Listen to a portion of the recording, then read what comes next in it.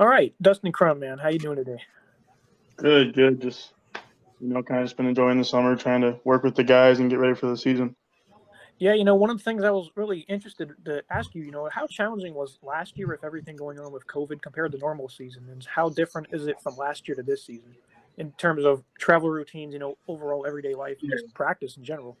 yeah, for sure. I mean, honestly, it's just been really nice to get back to normal and kind of just know what's going on. To be honest, especially last year with the MAC, we were kind of one of the only conferences that ended up kind of canceling and then coming back, and even kind of knowing if we were going to have a season and just trying to, I guess, keep all the guys like mentally locked in and ready for if we were going to play and all that. It was definitely really challenging. I mean, especially for guys that live far away, trying to figure out if they should be at school or at home or what was going on. I mean, there was just kind of a lot to figure out. So just to kind of be able to have a normal year with the guys and be able to kind of just be around each other and build that camaraderie a little bit like a normal season's been a lot of fun.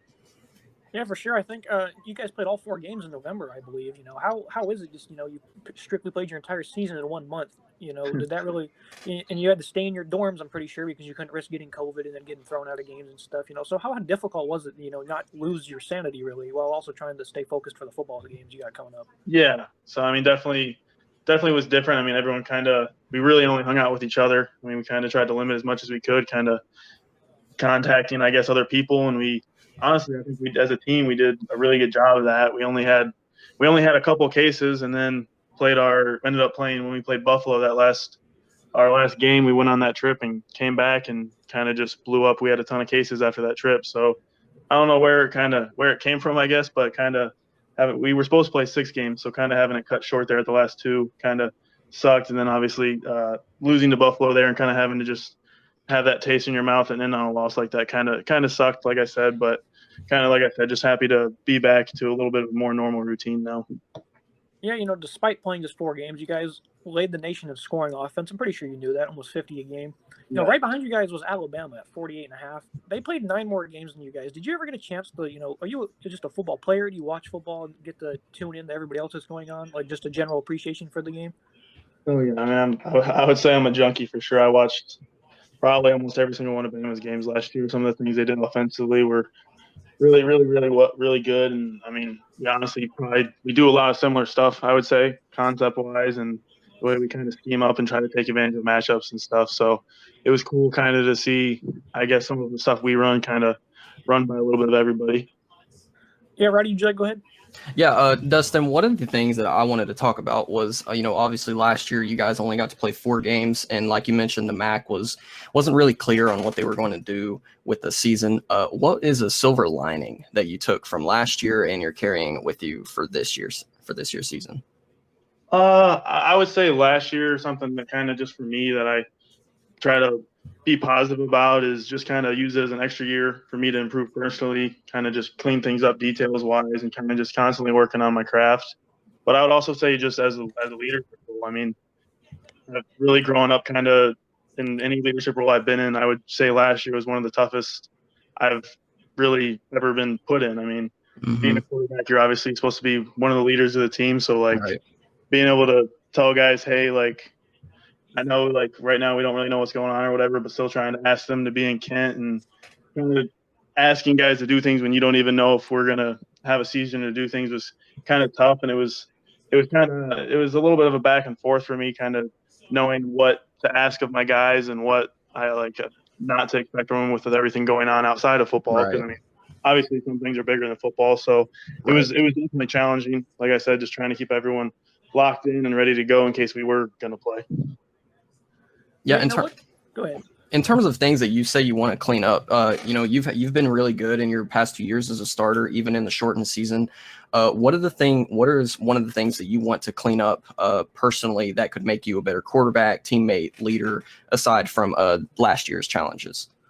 Yeah, I would say last year just a little bit of some downfield accuracy and timing things. We lost a little bit just because of lack of reps in the off season and being able to kind of work some timing and things out. So getting back to kind of the efficiency we had in the year before that would be nice. And then obviously there's always little details like any kind of pocket presence type things always kind of can grow in the offense and kind of grow that mentally and continue to kind of put more on my shoulders and on my plate to be able to help our offense to get out of bad plays or put us in better situations. So, I mean, always kind of just looking for small ways to get better and improve.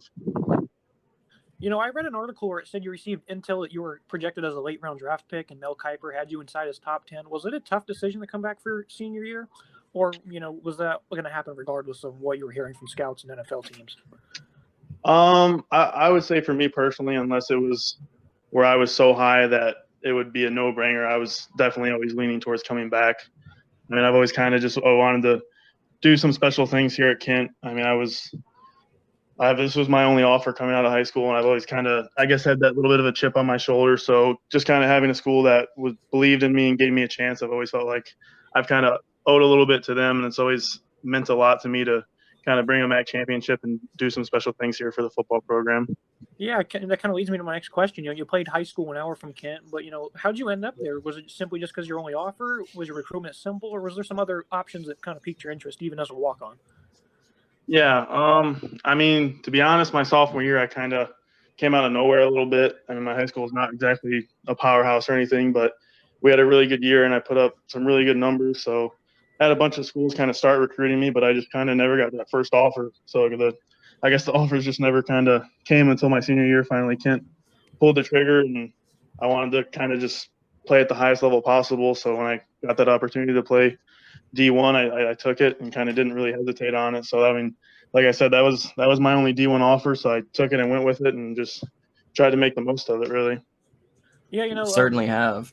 Yeah, for sure. You know, as a former two-star recruit, 30 touchdowns, 30 touchdowns, 2 touchdowns to 4 interceptions over the last 2 seasons. You know, where's your sense of ball security come from? Would you say it's in the offensive system, or is it just that's one of your strong suits, is being protective with the football, keeping it out of harm's way? I mean, that's just winning football. I mean, if you go look at any analysts, all the numbers guys that love all that stuff, I mean, teams that win in turnover ratios and protect the ball are going to have winning records. I mean, if you go look at college football, you'll see that all over the place. And as a quarterback, having the ball in your hands most of the time, that should be your number one priority. And I mean, that just comes down to focus and preparation. So, I mean, that's just something I put a lot of pride on, and the way I play the game, and just like I said, is a major priority for me because I know how important it is for winning the games. Yeah, most certainly. Rowdy, before I go ahead, you know, Aaron Rodgers' his touchdown interception ratio, have you ever seen it? I don't know the numbers off the top of my head, but it's insane. You know, make good decisions with the football, keep turnovers low, you'll make your way somewhere. I don't know if you'll make your way in the NFL, but it's certainly going to be high on their scouting report whenever they're taking a look at you, that's for sure. Thank you. Rowdy, go ahead. Yeah, the Aaron Rodgers comparison, you know, it's really good. You know, is that a guy that you would look at, you know, for holding on to the ball? Like, is there anybody that you look up to in the league, or someone growing up that you paid attention to that, you know, you said you're a football junkie, you know, I assume that goes into the film room as well. So who are some quarterbacks that you have watched or, you know, learned about over the years?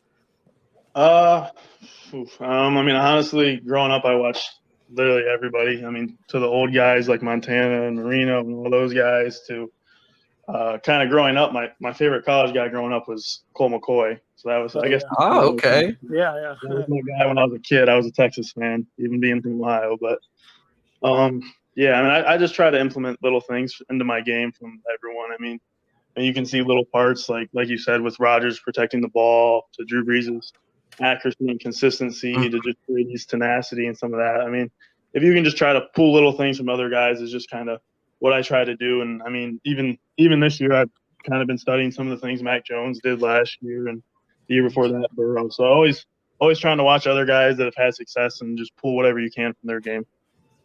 That's real smart. You know, you got to look at guys that have done it at a high level before you, so you can learn and, you know, get it from them.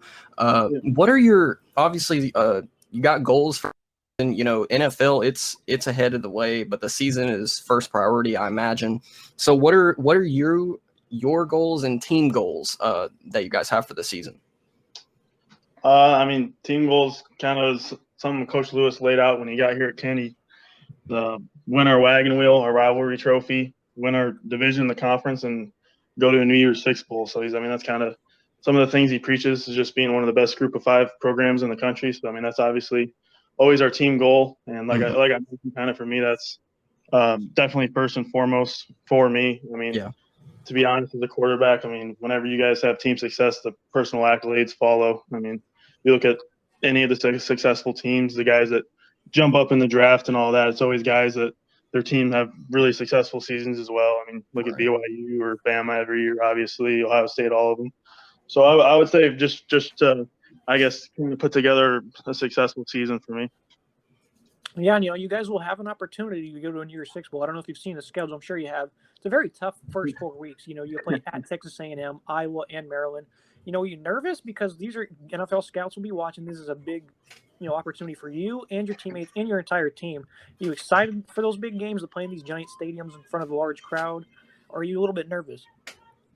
I mean, I kind of look forward to those opportunities, to be honest with you. I mean, I think people try to knock, I guess, us as a team and at times even me as a player for the competition we go up against and all of that. But, I mean, at the end of the day, there's 11 defensive guys and 11 offensive guys, and there's only so many different ways you can line up. And cover 4 is the same thing in high school football and D3 college football and in the SEC. So if you can read a defense and execute and throw with good timing and location and consistency and be a leader, that's just football. That's what it is. So, I mean, there's not – I mean, obviously different speeds and sizes and all that, but at the end of the day, the details and the execution and that type of thing doesn't really change. So, I mean, I know what it's going to be. I've been in situations like that before, so I don't get too worked up for them. Like I said, I honestly kind of look forward to them because it's just a proving ground.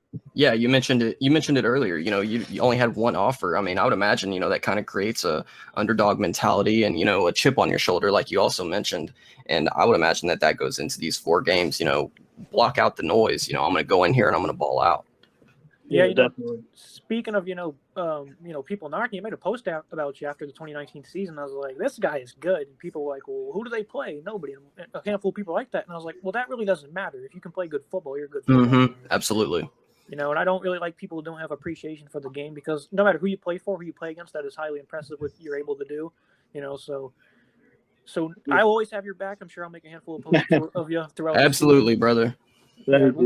We'll certainly be rooting for you throughout the season in those big time games against those perennial powerhouses. So you guys scored 27 touchdowns in 4 games. Your top running backs are back. Some of your top receivers are back. McCoy, he's gone. But who are some guys that have shined in spring practice? They're really going to lean on this season to keep those numbers up. Yeah, I mean, like you said, we got basically all our running backs back, so we'll be very deep in that room. Most of our receivers back. I'm kind of expecting a lot of big things from Jayshon Poe. Kind of got his feet wet a little bit last year as a young guy, so he'll be back. Should have a good season. Honestly, just kind of looking forward to steps kind of taken by all those guys. I mean, I don't know if we'll have one guy who really kind of just takes over, but I think it'll be a little bit by committee, and I honestly think we have a bunch of guys that can do it. So kind of excited to see who steps up and who kind of takes those strides. And obviously, as a quarterback, kind of having pretty much all the big guys up front and back again would be really nice as well. Kind of have a little bit of a chemistry between that group and just kind of having another year with the same 5 will be really nice. Did the limitations of not having – I'm not sure. It was different for every program, but I'm sure you guys had limitations in practice last year. Did that affect chemistry to as a higher degree as I think it did, which is, pretty astronomical? Yeah, I would say biggest things for us that affected us is just probably took us a game or 2 to really get in the game shape, how fast we go offensively and the things we like to do and how we like to kind of gas defenses up. So that hurt us a little bit. And then, like I kind of mentioned, there's some of our deeper, longer passing game, which we really like to spread the field vertically, kind of hurt us a little bit because that's just how much we invest in the summer, just kind of what makes us as good as we are at it. Well, you guys scored 60+ in games 2 and 3. So if it took you a minute to get up to speed, I can't wait to see what happens with a full off-season routine. Rowdy, do you have anything else you'd like to add? Yeah, I mean, you mentioned earlier that, last year's struggles, and this team still averaged 50 points on the offensive side of the ball, and it's crazy, to average 50 points near on the offensive side of the ball and for you to just come out and, all the issues that last year, it's almost as if, you're expecting a lot more, bigger things for this year and rightfully so. I mean, you've got the team for it. Yeah, I guess the simplest way I could put it, in that Buffalo game, we lost, I believe it was 41-70. Jared Patterson had a field day. Sorry to remind you, but yes, that was the score. Offensively, we were pretty upset that we didn't win that game. We didn't really care that they scored 70 because we had opportunities to win that game offensively, Mm-hmm. it was on us. So I mean, that's just kind of how we are. That's our mindset in games, and we felt like there was no reason we couldn't have put up 71. So, I mean, that's just kind of the way we approach things, and we always kind of have the mentality that the only people that can stop us is us. So that's just kind of the way we attack things, and just kind of the mindset we try to have. Yeah, Well, Buffalo. Yeah, go ahead. Buffalo was your only loss last year, and you get them again this year. Just kind of back to the schedule. Is that a team that's marked on your schedule, or are you just treating every opponent just another week, another game? Everyone's the same.